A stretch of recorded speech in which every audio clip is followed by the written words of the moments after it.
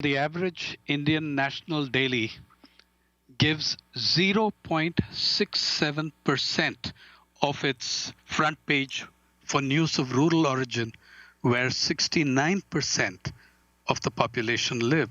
So obvious, there is not a single newspaper, not a single national newspaper, not a single TV channel that has a national level rural affairs editor or correspondent full time, nor is there a full time correspondent on the farming beat, nor is there a full time correspondent on the labor beat.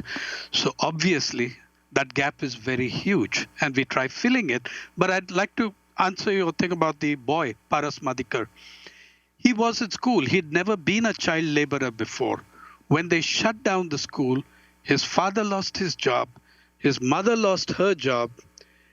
Amy, according to the Center for Monitoring Indian Economy, India lost 122 million jobs in the single month of April, okay, at an unemployment rate of 27.1%, now down to 24, 25.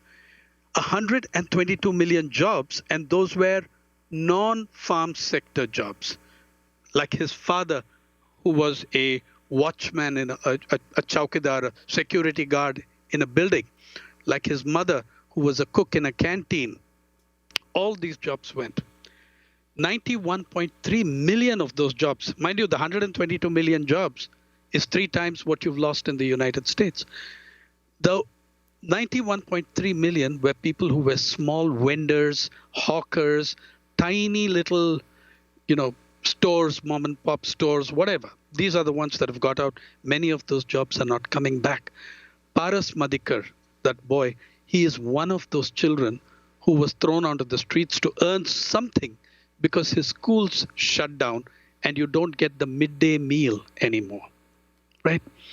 But it's also very important for you to look at the large picture of what's happening to these migrants, and it's not just the migrants who are in trouble. I think that COVID-19 has presented us, and I think much of the world, with a complete and total autopsy of the corpse of neoliberal policy of 28 years in India. Yeah, I think it's done the same elsewhere for other countries.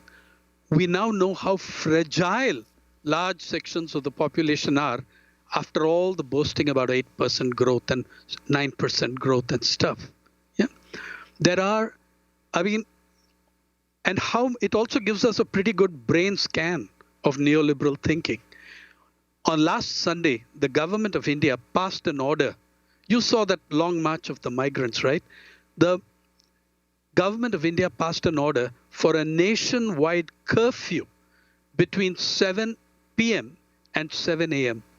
You know what that does to the migrants on the highway, the millions of people on the highway? Yeah, it means that they can only now march hundreds, thousands. I mean, anywhere they're marching anywhere between 300 and 1,000 miles, Amy. And these people now can only march between 7 a.m. and 7 p.m. in temperatures ranging, from 103 to 110 degrees Fahrenheit. That's what the marchers are now, the people on the highways are now doing. Imagine that kind of thinking. Imagine the kind of thing, and that is neoliberal thinking.